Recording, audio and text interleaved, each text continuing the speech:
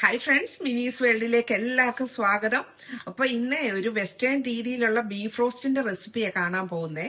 നമ്മൾ പലപ്പോഴും beef roast ചെയ്യുമ്പോൾ വെസ്റ്റേൺ രീതി ചെയ്യുമ്പോഴേ അത് ഭയങ്കര ചൂവിയായിട്ട് കിട്ടാറുണ്ട്. അപ്പൊ ഇന്ന് ഞാനൊരു പുതിയ രീതിയിലാണ് കാണിക്കുന്നത്. ഈ ടെക്നിക്ക് നാട്ടിലുള്ളവർക്കും എളുപ്പം ചെയ്യാൻ പറ്റുന്ന വിധത്തിലുള്ളതാണ്. അപ്പം നമുക്ക് റെസിപ്പിയിലേക്ക് പോയേക്കാം.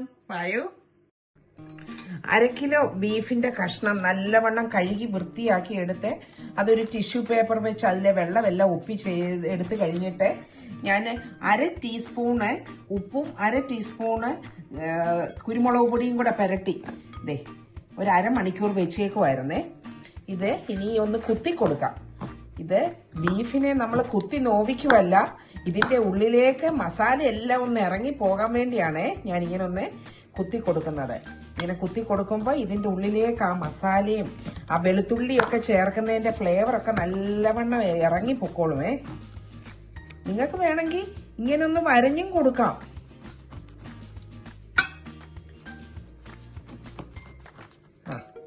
ഞാനൊന്ന് കുറെ കുത്തും ഇട്ട് കൊടുത്തേ.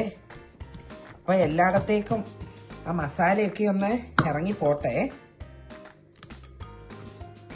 ഓക്കെ, അപ്പം നല്ലവണ്ണം കുത്തുകൊണ്ടിരിക്കുവാണ് ഇപ്പം ബീഫ്. അപ്പം നമ്മൾ ഇതിനകത്തേക്ക് ഒരു കുറച്ചുകൂടെ ആദ്യം ഞാനിത് ഒരു 1/2 ടീസ്പൂണേ ഉപ്പ് ചേർത്തിട്ടുള്ളൂ. ഇനി ഒരു 1/2 ടീസ്പൂണൂടെ ഞാൻ ചേർത്ത് കൊടുക്കുന്നുണ്ട് രണ്ട് സൈഡിലും.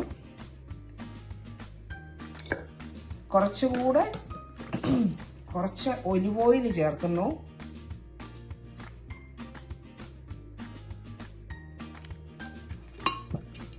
അതുപോലെ തന്നെ നാട്ടിലും എല്ലാവർക്കും ഗ്രോസറി കടയിൽ ഇതുപോലെ ഗാർലിക് പൗഡർ വാങ്ങാൻ കിട്ടുമായിരിക്കുമല്ലോ.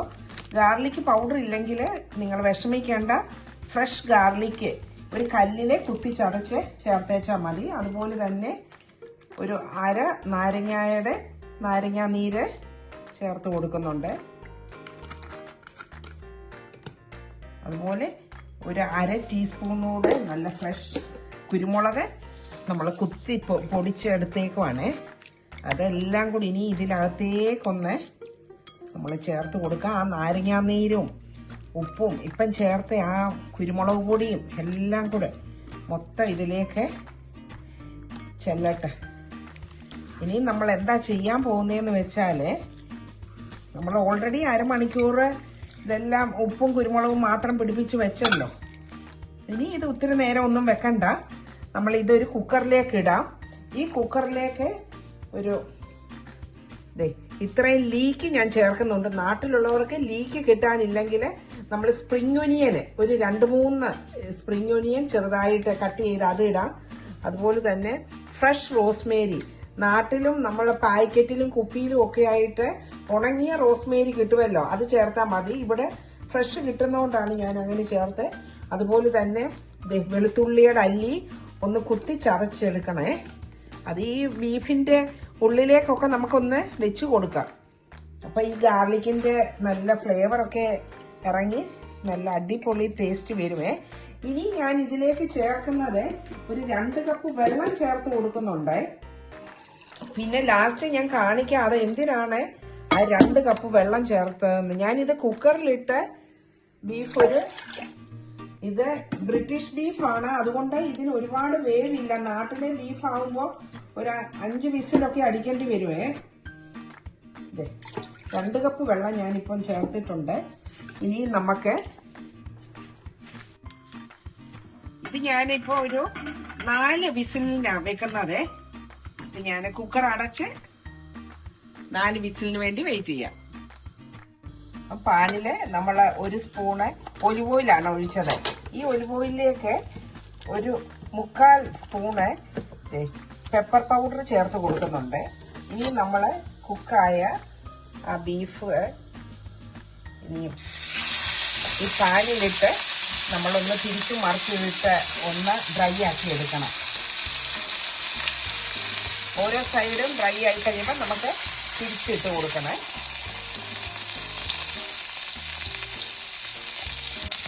ഇനിയിപ്പം ഇതുപോലെ നമുക്ക് ഒന്ന് ഡ്രൈ ആയി കിട്ടിയിട്ടുണ്ട്. അപ്പോൾ നമുക്കിനി ഈ പാനിൻ്റെ തീയെ ഓഫ് ചെയ്യാം. ഇനി നമ്മൾ ഈ ബീഫ് ഡ്രൈ ആക്കി എടുത്ത് ആ പാനിലേക്ക് നമുക്ക് ഇതിനകത്തിരിക്കുന്ന ഈ ജ്യൂസ്, ഈ ബീഫിൽ നിന്ന് ഇറങ്ങിയ ആ ഗ്രേവി നമുക്കിതിലേക്ക് ഒഴിച്ചു കൊടുക്കാം. ഇതുകൊണ്ട് നമുക്കൊരു ഗ്രേവി ഉണ്ടാക്കി എടുക്കാനാണ്. അപ്പോൾ ഇതിലേക്ക് നിങ്ങൾക്ക് ചില്ലി ഫ്ലേക്സോ ഇനി പെപ്പർ പൗഡറൊക്കെ വേണമെങ്കിൽ എരിവിനനുസരിച്ച് ഇട്ട് കൊടുത്തു. ഞാൻ ഒരു 1/2 സ്പൂണ് പെപ്പർ പൗഡർ ചേർത്ത് കൊടുക്കുന്നുണ്ട്. അതുപോലെ തന്നെ 1 സ്പൂണ് വെച്ച് നമ്മളിപ്പം തീ നല്ല ഫുൾ ഫ്ലെയിമിലാണ് ഇരിക്കുന്നത്. ഇതിലേക്ക് നമ്മൾ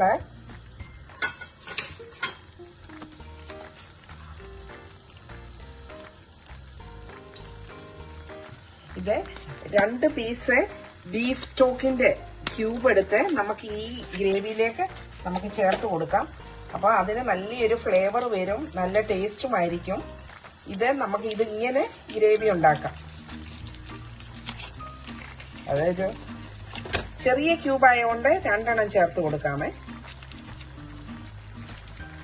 ഈ ബീഫ് ക്യൂബൊക്കെ നാട്ടിൽ അവൈലബിൾ ആണ്, അതുകൊണ്ടാണ് ഞാൻ ഈ രീതിയിൽ കാണിക്കുന്നത്. ഇനി അതൊന്ന് മെൽറ്റ് ആകട്ടെ ആ ക്യൂബ് ഈ ജ്യൂസിനകത്ത്.